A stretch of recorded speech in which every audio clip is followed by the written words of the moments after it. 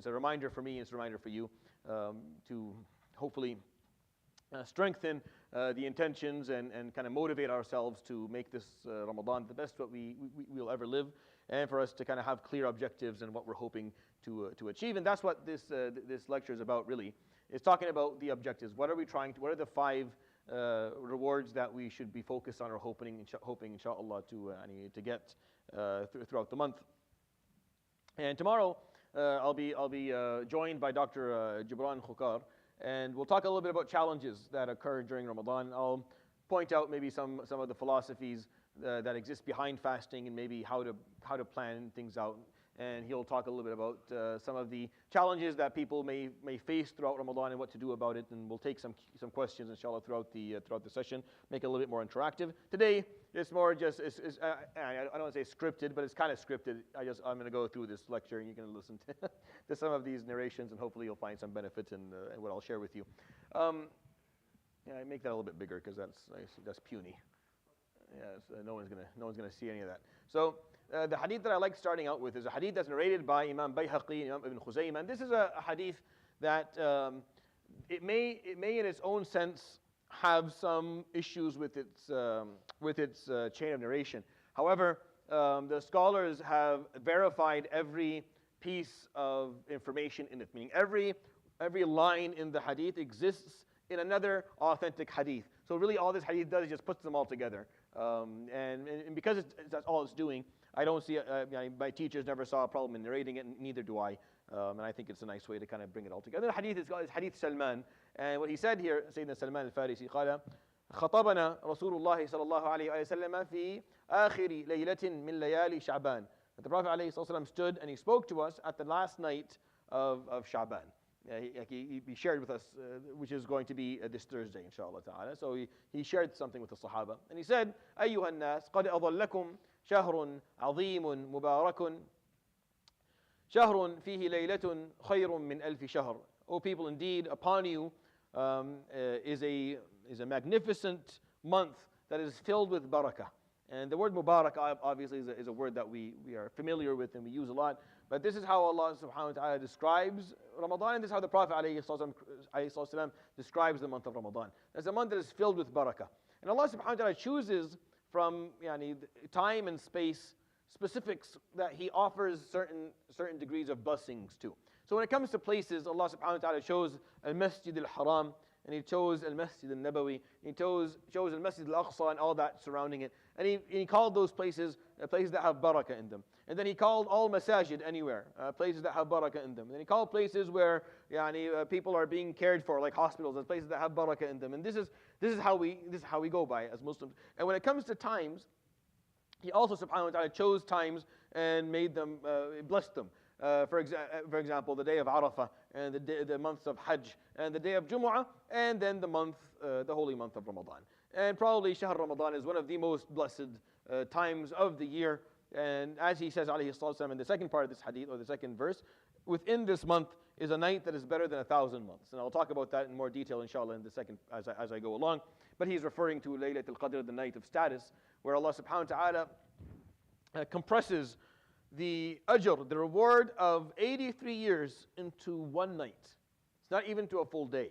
It's just within a night, 12 hours. Within 12 hours, the reward of 83 years of good deeds. To do the math here is very difficult, by the way, because people think, oh, I times it by 83. No. 83 years. He didn't say 83 nights. So that doesn't work. So how many nights is 1,000 months? 1,000 months are 30,000 days, right? It's 30,000 days. So 30,000 days is 60,000 nights, because half and half, right? So subhanahu wa ta'ala compresses the ajr of 60,000 nights in one night. This is the amount of ajr that exists in Ramadan. This is what you're looking at. Like if you want to mathematically, if you're someone who's driven by numbers, if you're a numbers person, then these are the numbers that I'm sharing with you. So imagine that this night, everything you do in it is times immediately by 60,000. Immediately. The best that we can get is what?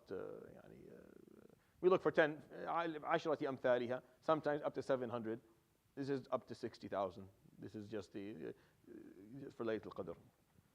He continues عليه الصلاة والسلام, he says, من تقرب فيه إلى الله بخصلة من خصال الخير كان كمن أدى فريضة فيما سواه ومن أدى فيه فريضة كان كمن أدى 70 فريضة فيما سواه. He would say عليه الصلاة والسلام, whoever does a good deed within this month, it is equal to doing a faridah outside of the month. So this is important to understand because a lot of what I talk about in Ramadan is based on this simple concept. There is nothing in Islam that has more reward attached to it than an act that is obligatory. There's nothing in Islam that has more reward attached to it than obligatory actions, than fara'id. As the Prophet ﷺ tells us in the Hadith al-Qudsi, in a collection of Imam Bukhari and Muslim, where Allah subhanahu wa ta'ala says, وَمَا تَقَرَّبَ إِلَيَّ عَبْدِي بِشَيْءٍ أَحَبَّ إِلَيَّ مِمَّا افْتَرَضْتُهُ عَلَيْهِ. And my servant will not draw themselves, my servants won't draw themselves closer to me through anything that I love more than doing what I made obligatory upon them. But why do we do Taraweeh and all these extra stuff? وَمَا يَزَالُ عَبْدِي يَتَقَرَّبُ إِلَيَّ بِالنَّوَافِلِ حَتَّى أُحِبَّهُ فَإِذَا أَحْبَبْتُهُ كنت سمعه الذي يسمع به وبصره الذي يبصر به ويده التي يبطش بها ورجله التي يمشي بها ولئن سألني لأعطينه ولئن استعاذ بي لأعيذنه. He would say, and my servant will continue to perform extra acts of worship aside from until I love him. And once I love my servant, then I will be the ears that he hears through, and the eyesight that he sees through, and I will be the hand that he works with, and the foot that he walks with. And if he asks me, I will give him, and if he seeks refuge in me, then I will grant him refuge. So you do acts of worship because they are the hallmark of your love. You're showing Allah subhanahu wa ta'ala that you're willing to do something you don't have to do, knowing that Allah subhanahu wa ta'ala grants the most reward for just doing the fara'id. This is important to understand because in Ramadan, if you and you don't, most people don't have to make this choice, but if you have to make a choice, for example, between Taraweeh and Salat al-Fajr, then it's a no-brainer. It's a no-brainer. Obviously, you're going to choose Salat al-Fajr. It's not that the 2 rak'ah of Fajr are better than that night of Taraweeh. No. That 2 rak'ah of Fajr is better than a lifetime of Taraweeh. Those 2 rak'ah of Fajr are better than Taraweeh until infinity, done by everyone. It doesn't add up to a Salat al-Fajr. It doesn't, not right? Then why do we do it? Because like the hadith tells us, is to draw ourselves through to Allah through love, to show that we love Him subhanahu wa ta'ala. And then once He loves us back, then our deal is sealed. But nothing comes close in terms of the faridah. So in Ramadan, here's the deal. You do any act of worship, any extra act of worship. You do 2 rak'ah of Taraweeh. It's equal in its ajr to performing a faridah outside of Ramadan. And if you do a faridah in Ramadan, like you pray a Maghrib or a Dhuhr or a Asr or a Isha or a Fajr, it is equal to 70 faridah outside of Ramadan. Every Dhuhr that you pray in Ramadan is equal to 70 Dhuhr prayers that you would pray outside of the month. This is the deal that Ramadan offers you in terms of the amount of ajr you get. قال شهر جعل الله صيام نهاره فريضة وقيام ليله تطوعا. It's a month that Allah subhanahu wa ta'ala made the fasting of its day obligatory and the worship during the night optional. Never forget that the most important act of worship in Ramadan is fasting. I'll be talking a lot about different things throughout this week and regarding what to focus on and how to draw yourself closer to Allah subhanahu wa ta'ala. But remember that no matter what I talk about, there is not an act of worship that is more important in Ramadan than fasting. And fasting appropriately and doing it correctly. Let me explain to you how this works. In our lives, Allah subhanahu wa ta'ala explains to us where the red lines are, meaning where we don't cross, right? In the hadith of the Prophet alayhi salatu wasalam, al-halalu bayyinun wal-haramu bayyin, is a very beautiful way to explain it. He explains it where halal is clear, haram is clear, and between them there are issues that there are no good opinions on. I'm not talking about issues where scholars have given fatwa. Those are things that you can choose. You can listen to the scholars and take a fatwa. That's fine. But I'm talking about issues that the scholars are like, we don't know. This is not clear to us. We don't know. So the mushtabihat. He would explain it, alayhi salatu wasalam, and say, كَالرَّاعِ يَرْعَى حَوْلَ الْحِمَى يُوشِكُ أَنْ يَرْتَعَ فِيهِ. Said, it's like this red line. Around the red line, there's this area where You're kind of close, but it's not clear. It's like a shepherd who is taking his animals to graze in the land that's right beside where that red line is, where the castle of the king exists, right? يُوشِكُ أَنْ يَرْتَعَ فِيهِ. Very soon, one of his sheep are going to wander off and enter into the forbidden land, enter into the forbidden area where they're not supposed to go. If you think about things straight, you wouldn't do that. Like there's no sense or logic in doing that. If you know that if one of my sheep are going to if they cross this line, I'm going to get in trouble, then you wouldn't graze right there. You would go graze over there. You would far away from this red line so that because that's how the nafs is, that's how the human being is. We don't always have full control over all of our impulses. Sometimes a few slip through, which is why in our deen there's a lot of things, there's a lot of preventative rulings. Like a man and a woman don't sit alone for a long time in a room. Why? Because preventatively. They may be very good people and they have good control of themselves, but you never know. You never know what sheep may just decide to go rogue at a certain moment. People can lose control, they can make a mistake. And because we know that that's the human nature, Allah subhanahu wa ta'ala knows us better than we know ourselves. He says, stay away, stay far away. Know where the red line is and go sit over there. No, don't sit right beside the line and then play that risk, because something will wander out. It'll wander off and then go into the wrong. So what does Ramadan do? Ramadan tells you, because you're here, I'm in the halal area over here. Right? I'm sitting in halal al-ta'am, halal al-sharab, halal al-nikah, I'm here. The red line's over here, and there's haram. Ramadan comes and pushes me, go sit over there. Go sit over there. You can't sit over here anymore, because the halal food and halal drink and halal relations are not halal anymore. During Ramadan, haram, go sit over there. So I have to go move over there. Now my flock is not grazing as close to the red line as it was before. I'm sitting farther away. Ramadan comes and just pushes you back a bit. It makes something that is halal, that is absolutely a necessity. Like what's more necessary than eating and drinking throughout the day? Have you ever asked why it's not during the night? When I was a kid, I was always like, Ramadan should have been during the night. I used to look for evidence for it. Like I used to read the Quran looking to see maybe they misunderstood this at some point. Because it made more sense to me. Ramadan at night, because we're sleeping most of the time anyway, so it's easier. I'm going to school during the day and watching everyone munch on their sandwiches. I'm hungry. And it's how you're trying to learn, you're trying to work. But then it's purposefully during the day. It's on purpose.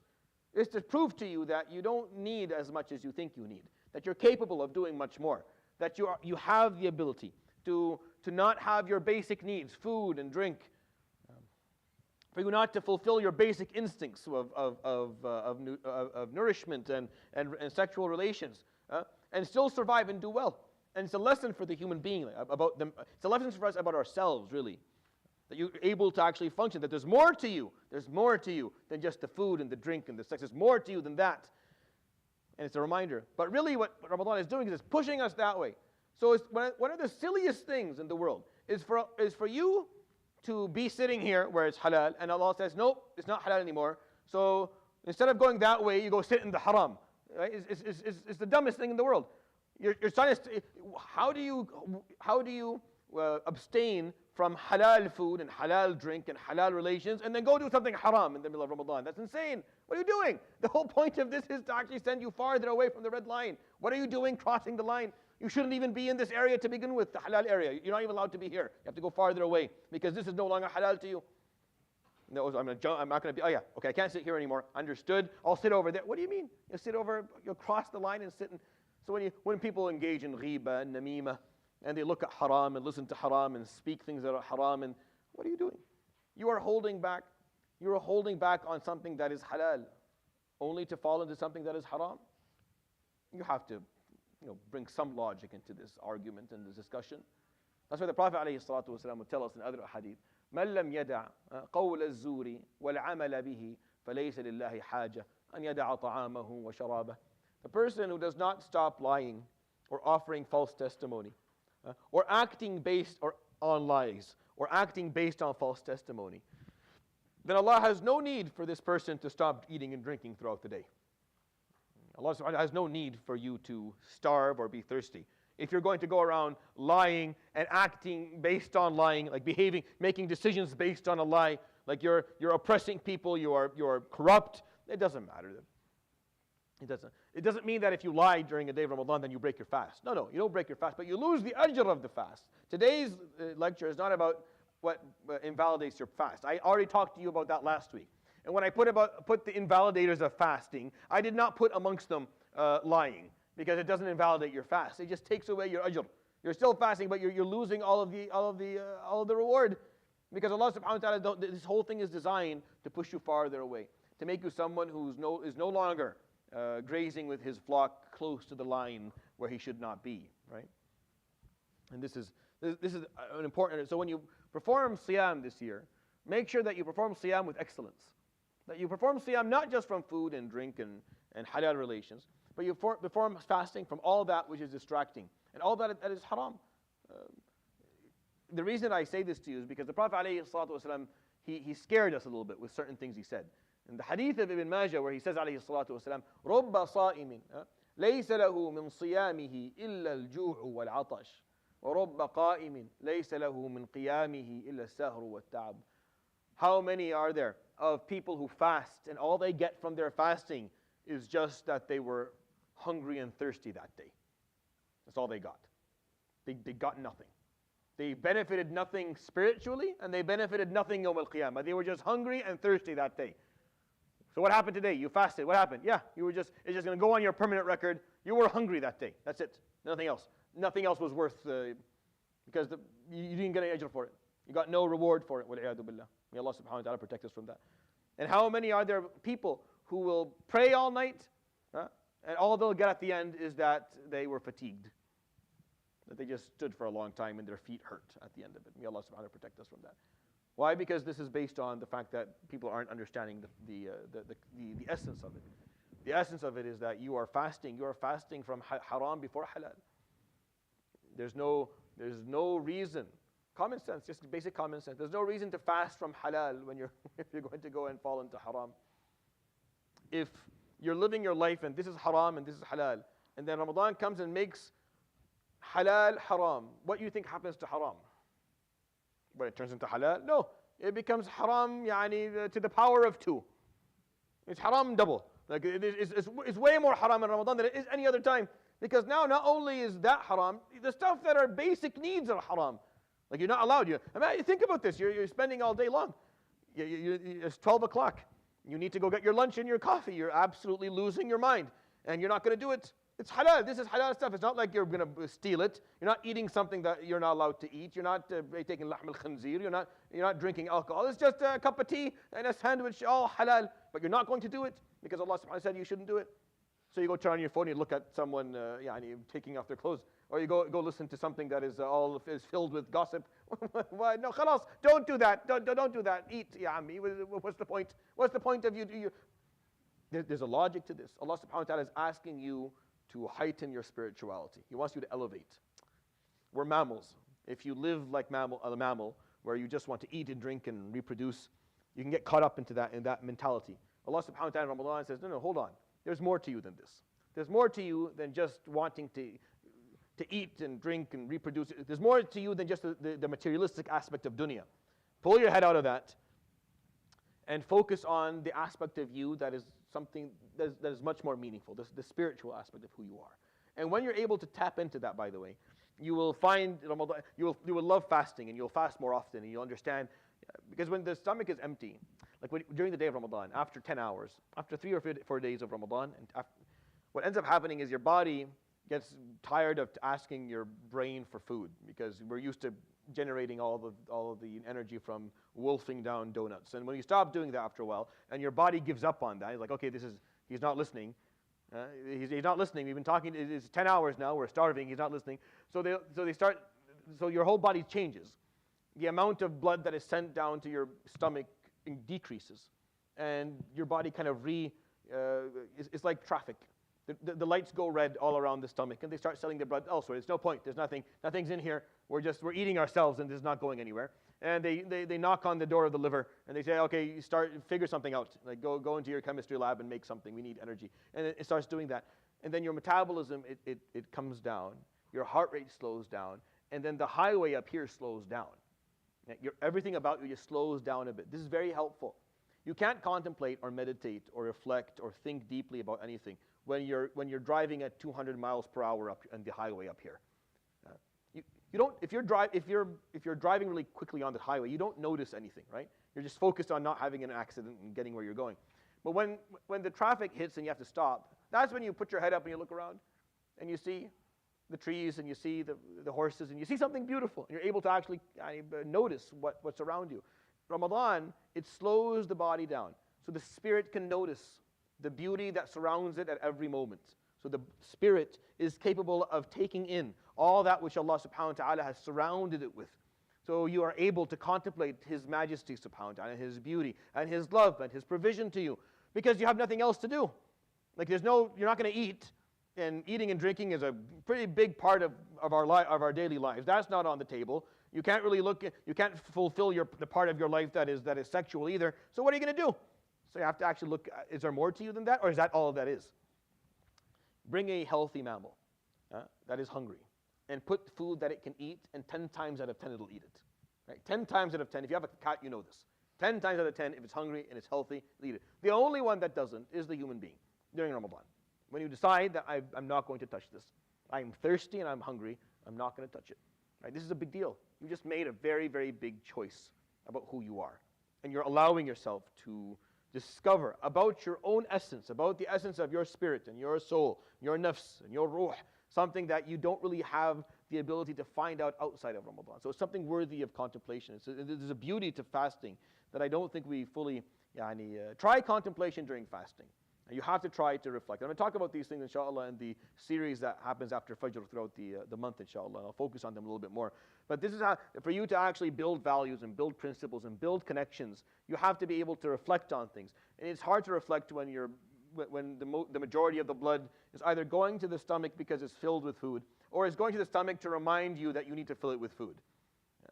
And when that stops, you know the Prophet ﷺ, he said this, right? He said, مَا مَلَأَ ابْنُ آدَمَ وِعَاءً شَرًّا مِّن بَطْنِهِ. You know that he said this, alayhi salatu wasalam. It's one of the authentic ahadith, where he said, the human being has never filled a container more evil than his own stomach.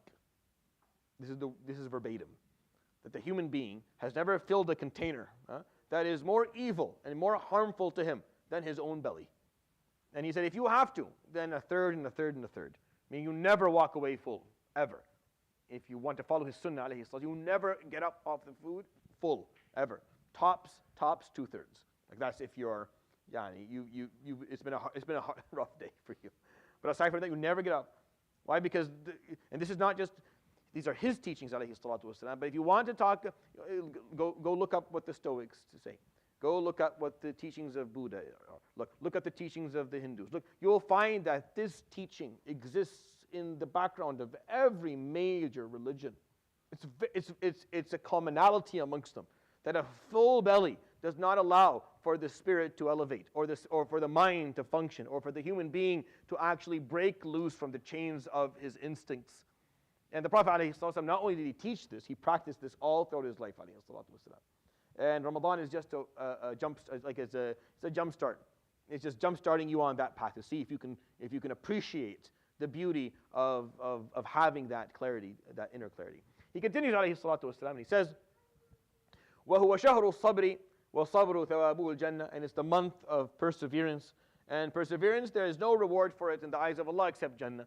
It's one of the only times where Allah subhanahu wa ta'ala talks about people going to Jannah without accountability, without punishment, is the sabirin, the people who persevere.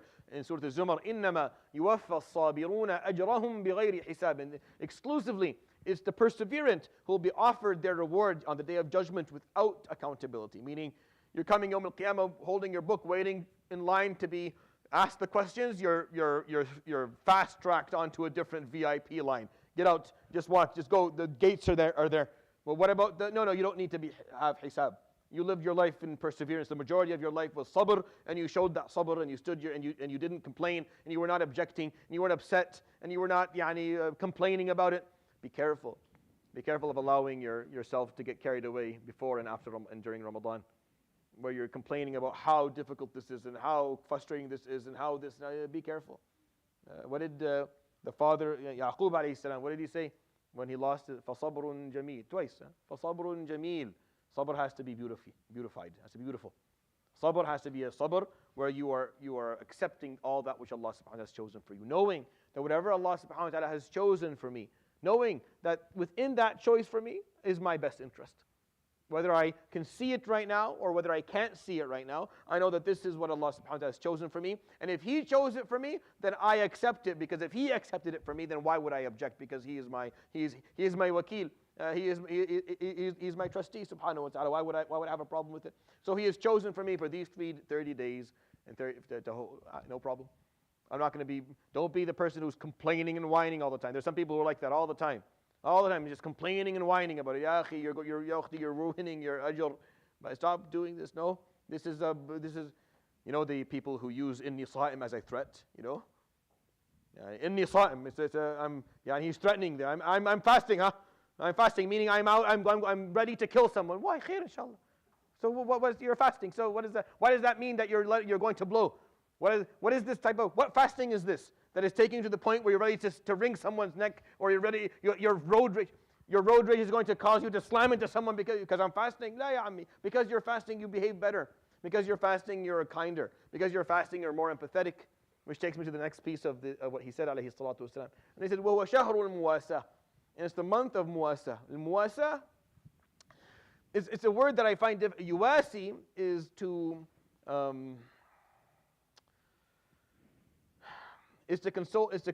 console someone. Like if someone is hurting, and you go and you offer you offer your empathy to them, right? Like in Azza, for example, right? The condolences that you offer are a way of comforting someone. So in Muwasa has within it the concept of comforting someone else, of consoling them, taking care of them, showing empathy, right? It's Shahrul Muwasa, because really, you can't feel someone's. So what is the trick to having empathy and mercy? The trick for it is very simple. Is to be able to imagine the person's struggle. Is to be able to imagine the person's pain. If you can't do that, then you can't have empathy. It's very hard, and the examples for this, there are many examples for this. I can give you a lot of examples that are, like if you can't imagine the struggle, then that's why men, for example, aren't as empathetic towards their wives during certain times of the month, because we don't have this. You have no idea what this means. I have no example. I have no parallel to draw, so I don't know why you're acting crazy and what the problem is. Like it's hard. Like you should be empathetic, obviously, but you don't, because you're not as empathetic as you should be, because you have no parallel to draw to. For example, if you have back pain, right? If you had sciatica at some point, and then some guy says, well, today I sprained my back. If I've never sprained my back, I'm like, oh, ma'afa, may Allah take care. But you'll be like, oh my God, that's horrible. What happened? And you spend the 15 minutes talking to me because you felt that before, and you know how much it sucks. Like you know how horrible it is. So you're like, oh, I don't want anyone to feel that, right? When someone tells me they tore their ACL, I almost have an idea. Oh my gosh, I've done it 3 times. It's horrible. And I spend an hour. You can empathy. The trick for it is to be able to imagine someone suffering. So Ramadan is the month of muwasa, month of empathy. Why? Because you're hungry all day, and you're thirsty all day. So you come towards the end of the day, right before Maghrib, and you say, this is a horrible feeling. This is a horrible feeling. I don't want to. No one should feel this way. Right? And at that moment, you have the ability to feel empathy towards people who, unlike you, won't be breaking their fast at Maghrib. You see, you're fasting voluntarily. At Maghrib, all the nice food your wife or your mother has made is going to be there for you to devour. But there are other people who feel just as hungry and thirsty as you do. And it's the same time. It's Maghrib for them. But they're not going to break their fast because there's nothing for them to eat. And now you have the ability to feel empathy for them in a way that maybe you weren't able to feel it before because you had not felt hunger to that degree. And this Ramadan started with the Prophet ﷺ and the Sahaba, who are people who felt hunger a lot. Like they lived through hunger a lot in their lives. And still Ramadan was there to teach them empathy. Most people sitting in this room have not experienced actual hunger outside of Ramadan. Actual hunger. Hunger where you are starving and there is no food. And there is nothing to order. And you don't have any money for it. And you have nowhere to go. So you're going to sleep hungry that night because you have no other option. Not because you're on a diet. Not because you're trying to lose weight. It's because you don't have anything. Yeah. So Ramadan is here to teach us. Okay, because you don't have to go through that. to become empathetic. You can just experience the feeling. And then at the end of the day, you'll say, you know what, I don't want anyone to feel this way. And this is a very blue and green planet, and there's enough of water and food for everybody. And we have to make sure that no kid goes to bed that night feeling this way. And no family, turns off the lights to sleep, feeling the way I feel right now. And then your empathy increases, and that's what Ramadan's about. It's Shahrul Muwassa. It's not the month of eating. It's not the month of overeating. It's not delaying of pleasure. It's not pleasure delay. People can do this, where you just delay pleasure so that you have more fun. That's not what Ramadan's about. Ramadan is not about overconsumption, where at Maghrib you put a ridiculous amount of food and you eat a ridiculous amount yourself. That's not what Ramadan's about. And we have to learn this, that Ramadan is actually to decrease our consumption, to decrease our affinity to food, to eat less, to survive on less, to make sure, and to feel the pain of those who don't have, aren't as fortunate, so that we can help them. To a certain degree, we've kind of ruined this vibe a bit. I don't know, there's some practices that we have to revise, I think, in my opinion. I say this every year. You can't come and pray Taraweeh on a full belly. You can't. It's impossible. You're a human being, unless you're not. If you're a human being, the moment you fill the tank, you need to lie down for 2-3 hours. You have to. You have to lie down and sleep. You can't come and pray Taraweeh. And if you do, you're going to come here, you're going to be tired, fatigued, fed up. Every time the imam takes an extra 2-4 seconds, you're going to get all upset about it because you want to be finished. And then, God forbid, you burp, you'll kill 3 or 4 people beside you because you can't do it. It's not possible. It's not something you can do. If you want to enjoy the spirituality of the night, you have to have a simple iftar, a couple of dates, some water, some soup, and then come so that you can actually stand and enjoy and listen to the Quran and then you have a meal after that. It's about lessening consumption. Do you actually think that Allah subhanahu wa ta'ala designed this month just so that we could pig out at Ramadan, at Maghrib? Does anyone actually think that that's why Allah made Ramadan? Just so that Maghrib comes and we dive right in and eat to make up for the 17 hours that we didn't eat? Is that possible that this is that we think or believe that Allah subhanahu wa ta'ala would make Ramadan for that purpose? Ya Shaykh, wahid Allah, khaf Allah. Wallahi, this is not why Ramadan is there. It's so that you learn to lessen your consumption, to decrease the amount of food that you eat, to understand that what you want and what you need aren't the same thing. I want everything. I don't need as much to survive. Ramadan reminds us of there's a huge difference and discrepancy here. And this is the point of this month. So please make sure that this is something you take into consideration when you talk about the month. The month is to build empathy, not for us to gain weight and to eat at night. I remember there was a non-Muslim guy who's like, I don't mind Muslims. I like eating at night. And he laughed and he yeah. Yeah, I guess so. I guess fair. A fair shot. I can't really. What am I going to say? Yeah, we don't seem to. It's not about eating at night, and anyone who thinks that is probably not really reflecting on Ramadan. He continues, alayhi salatu wasalam. He says, وَهُوَ شَهْرٌ يُزَادُ فِيهِ رِزْقُ الْمُؤْمِنِ. And it's a month where the provision of a mu'min increases. So this doesn't mean that your bank account is going to increase. You're going to get a bigger paycheck at the end of the month. But what's going to happen is your appreciation for what you have is going to increase. Life is all about expectations. If you're expecting, for example, if you're expecting $3,000, right? And you go and they give you 2, you're upset. You're upset. You're short $1,000. You're upset. You're not happy. If you're expecting $3,000 and you go and you get 4, it's the best day of your life. You're very happy. You're extra 4. So you're not going to get more money at the end of Ramadan. It's just as you sit there hungry, out of your mind, thirsty and tired, you think to yourself, you know what? If Allah subhanahu wa ta'ala wanted, I could live like this. I could be in this state at all times. I could have been someone who does not have the option to break his fast at the end of the day. I could be someone who didn't have enough wealth to feed himself and his children. But Allah subhanahu wa ta'ala didn't. He made sure that I have enough to take care of myself and the people that I love. So suddenly the $4,000 or $3,000 in your bank account don't look so bad anymore. Because there are people who are starving who don't have this amount, and I do. So it's not that the amount increases, but your appreciation for the amount increases so that it seems more. Because it's all about our expectations. Life is all about expectations. If you have less expectations of others and a lot of expectations of yourself, you do well. you will do amazing. I can guarantee you'll be fine. And the more this works, the lesser the expectations of everything around you are. Like if they become zero, or you have no expectations at all, you expect nothing good from anyone at all, and you expect all the good from yourself, the more this works, this balance, the better you're going to be. The more successful you're going to be in life, hands down, I guarantee it. Because life is based on what expectations we have.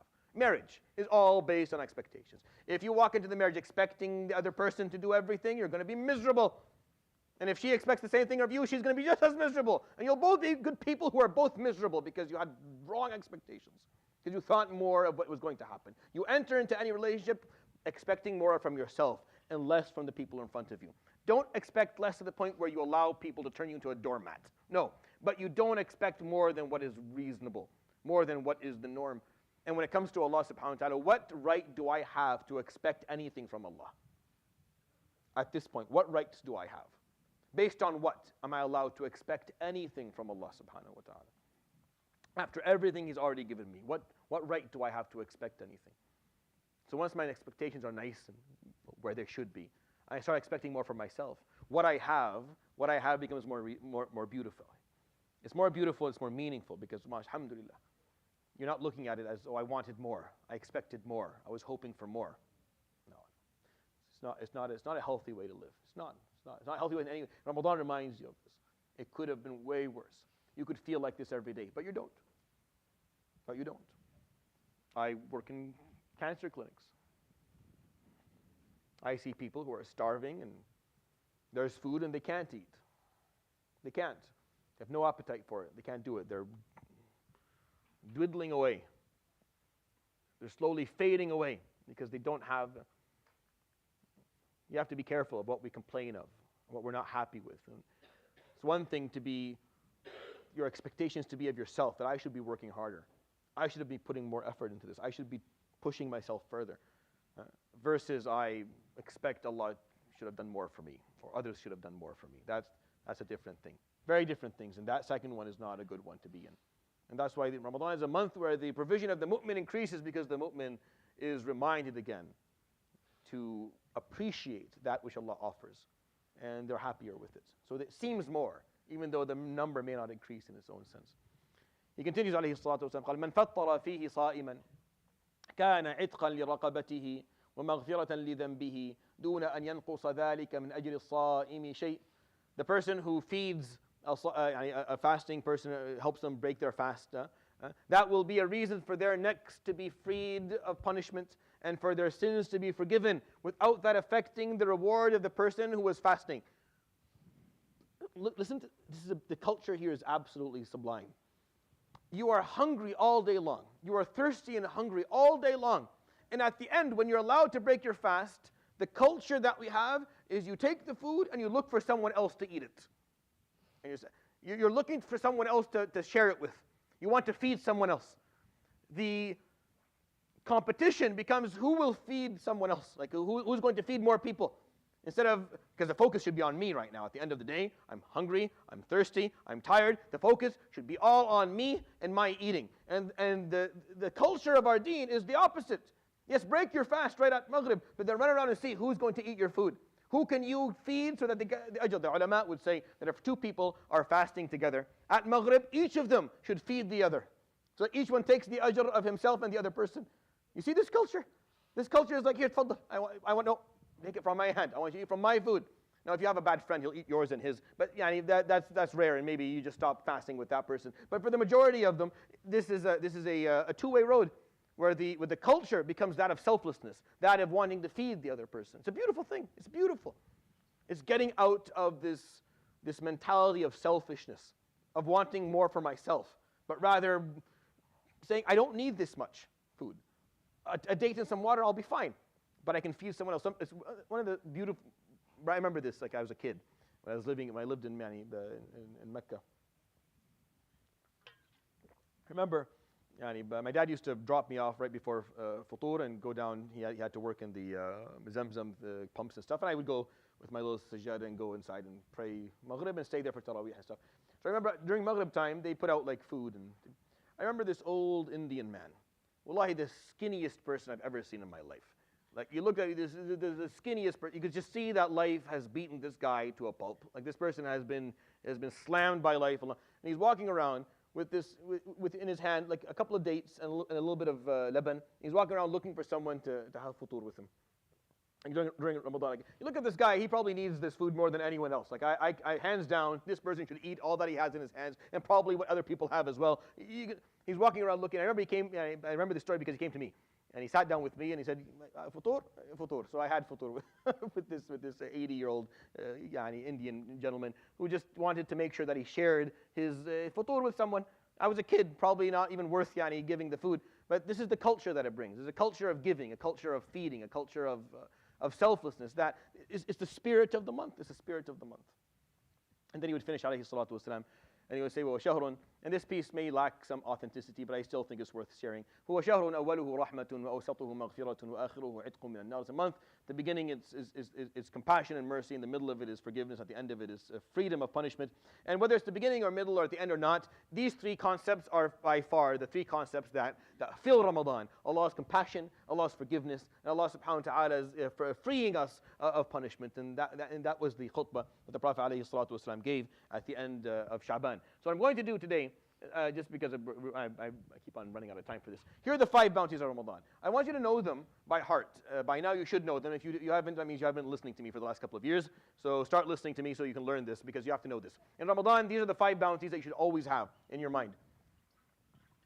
These are the objectives. What are you doing? Why are you working so hard? Why are you fasting so well? Why are you praying all night? Why are you coming in, making sure that you pray Isha in Jama'ah and pray Fajr in Jama'ah, and then you're praying Taraweeh, whether you're praying it in the masjid, if you're a young man, or if a lady and you can't do it at the masjid, you're doing it at home, and you're reciting as much Quran as possible, and you're performing as much dhikr, and as much tasbih, and as much dua, and you're doing salat rahim, and you're giving charity, all the good deeds that you can do for the sake of, what are you trying to get? You're trying to get these 5 things. Number 1, forgiveness of sins. This is by far the most important of all. It's the most important of all. If you understand Islam and you understand who you are and you understand who Allah subhanahu wa ta'ala is, then there's nothing that will ever outweigh the importance of your sins being forgiven. Listen to how Allah subhanahu wa ta'ala talks about the Prophet alayhi salatu wasalam.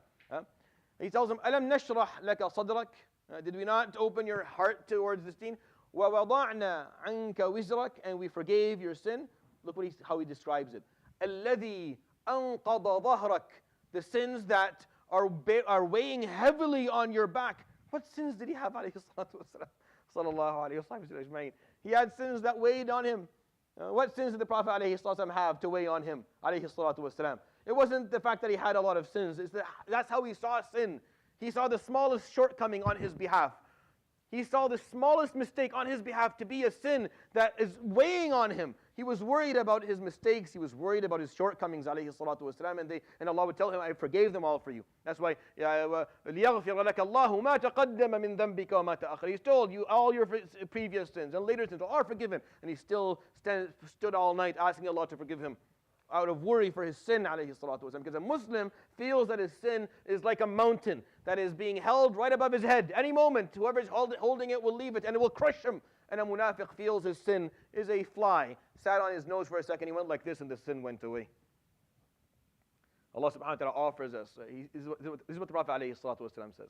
قال من صام رمضان إيمانا واحتسابا غفر له ما تقدم من ذنبه. The person who fasts Ramadan out of belief in Allah, out of iman, and with the desire for Allah subhanahu wa ta'ala's reward, all of his sins, previous sins, will be forgiven.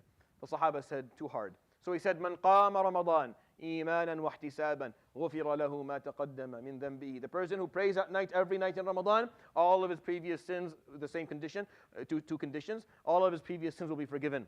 They said, too hard. So he said, من قام ليلة القدر إيمانا واحتسابا غفر له ما تقدم من ذنبه. The person who at least stands during the night praying on Laylatul Qadr will have all of his previous sins forgiven. You have a very good deal here. The slate can be wiped clean. He'll turn a new leaf with you, subhanahu wa ta'ala. All that which happened before, all the mistakes, all the shortcomings, all the bad choices, all the poor decisions, all of the sins, all of the lack of motivation, the lack of clarity, all of that will be forgiven. And he'll start over new with you, subhanahu wa ta'ala. As if none of that happened. It's very hard. You don't get that deal from people, by the way. From people, you don't get that deal. Even if I forgive you, I'll always remember what you did. And I will always keep you at arm's length. Always be a little bit cautious with you, because I don't know what you may do this again. So I'll forgive you, but there'll always be that little piece, you made that mistake. I'm not going to forget about it. I'm going to keep you a little bit, keep my eye on you. Allah subhanahu wa ta'ala, none of that. You will be fully forgiven and pardoned. Fully forgiven. Khalas, it's all gone. It's like it never happened. Move on. Move on. We start fresh with you. Allah. What's more beautiful than this? What is a better deal than Allah subhanahu wa ta'ala offering you this in Ramadan? A new start. Start over. Don't carry with you the shame of your previous sins. Don't carry with you the weight of what you did before. I'm going to get rid of all of that for you so you can start fresh with you and I, a new beginning. La ilaha illallah. And this is the number one, this is the first thing. If you don't get through anything else, then just carry this with you, because forgiveness of sins. And Allah subhanahu wa ta'ala will offer you, He's offering you the opportunity to remove all of your previous sins, subhanahu wa ta'ala. Number 2, al-'itq min an-nar, freedom of punishment. All of us figuratively, the chains of Jahannam are around our hands and our necks. You may see them, you may not, but they are there. And when Jahannam decides to move itself a little bit, those chains will rattle yawm al-qiyamah. When Jahannam takes a deep breath and kind of cracks its neck and starts moving, then those chains will start to rattle. Except for those whom Allah subhanahu wa ta'ala had freed from punishment. And when you think about this, there's only a few times a year that this offer is there. There's only a few times. One of them is in Arafah during Hajj, and the other is now in Ramadan, where Allah subhanahu wa ta'ala, the Prophet alayhi salatu says, وَلِلَّهِ عُتَقَاءُ مِنَ النَّارِ فِي رَمَضَانِ وَذَلِكَ فِي كُلِّ لَيْلَةٍ. Allah subhanahu wa ta'ala offers and He chooses people for freedom of punishment during the nights of Ramadan and days of Ramadan, and He does that every night. But it's not for free.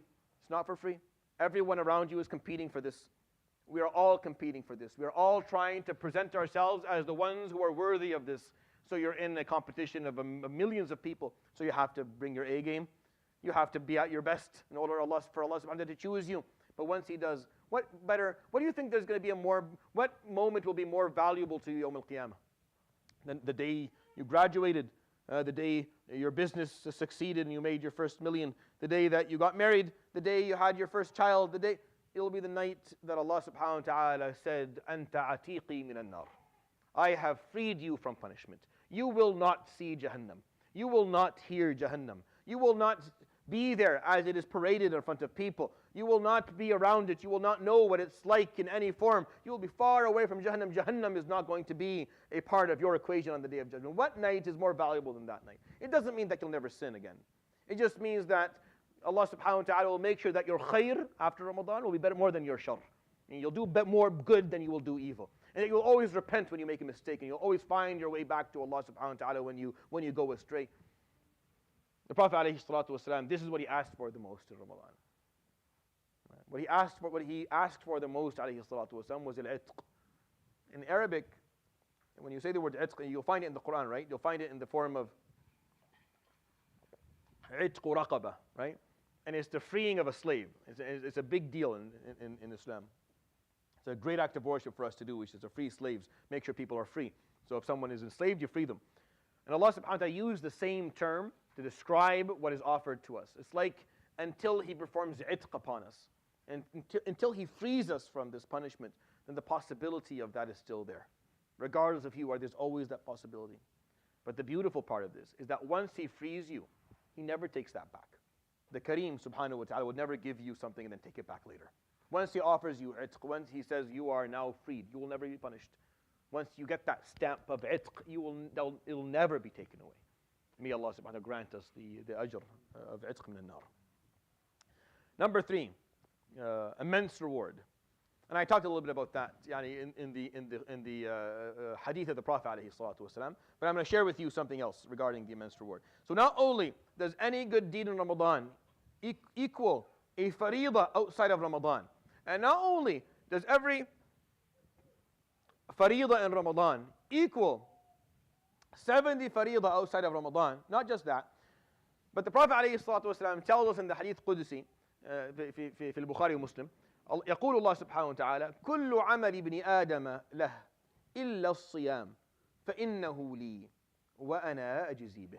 All the good deeds of the human being, له, meaning they have a specific reward attached to them. They're affiliated with a certain amount of reward, except fasting. That is mine. and I will personally reward my servant for that one.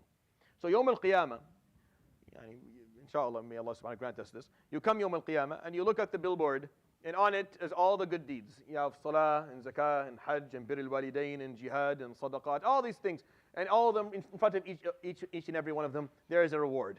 Like an amount. So you're sitting there with your calculator, and you're calculating how much you've done to see how much reward you're going to get, and whether it beats the amount of sayyat that you do. So you're doing all the calculations, and then you look, and you remember that you fasted maybe 25 or 30 Ramadans or whatever, however long you were, and you're counting, well, that adds up to this number of days, a couple of thousand days, and you're kind of figure out, but there's no number on that. So maybe you call one of the malaika and you say, I think you guys forgot to put the number, and he tells you, no, Ramadan, there is no number. There is no number for this. This is something that Allah subhanahu wa ta'ala will personally give you the reward for. It's not something that can be calculated. It's not tangible, it's not numerated. Because to Allah subhanahu wa ta'ala, this is something of great status. He told you not to eat and not to drink, and you actually listened. You did it. See, who's going to hold you accountable if you eat or you drink? There's no Ramadan police. People don't go around seeing if you're removing curtains and spying on you to see if you ate your drink. This is up to you. This is between you and Allah subhanahu wa ta'ala. I don't care, honestly. It doesn't make a difference to me. If you fast, good for you. If you don't fast, you're the one who's going to pay for it. When you miss a day of Ramadan with no excuse, like you just broke your fast with, there's no excuse. You weren't sick, you weren't traveling, you weren't too tired. There was no good excuse for it. The ajr of that day is gone until Yawm al-Qiyamah. It'll never come back. Even if you make up for the day, which you have to, you make up for the day, you'll get ajr, you'll get some reward for making up for the day. But the reward that was specified for that day is gone. It's gone forever, and it's something that is not imaginable. And Yawm al-Qiyamah, you come to Allah subhanahu wa ta'ala, I mean, all of the calculations of your good deeds are made, and it's weighing out all of the bad deeds, and you're worried about things, but there's still siyam. Siyam has not been, and siyam, Allah subhanahu wa ta'ala will take care of granting you the reward for siyam personally. It'll be between you and Allah subhanahu wa ta'ala. I told you not to eat and drink, which is what you need. It's your nourishment, it's your basic needs. And you said, and you listened. Allah, I'm going to give you rewards that you can't even imagine. And this is what Ramadan offers. Ramadan offers you these immense rewards that you don't find anywhere else. You're not going to find a deal that is similar to this. All right, number 4, we're going to run out of time. Laylatul Qadr, obviously. And if I were to summarize all of Ramadan for you, it would just be the night of Qadr. That's it. The night of status. It's the night the Prophet ﷺ was sitting in Ghar Hira, and Jibreel came to him in all of his glory and told him, Iqra' bismi rabbika alladhi khalaq. And it was the first time that the skies and the heavens communicated with the earth since Isa alayhi salam.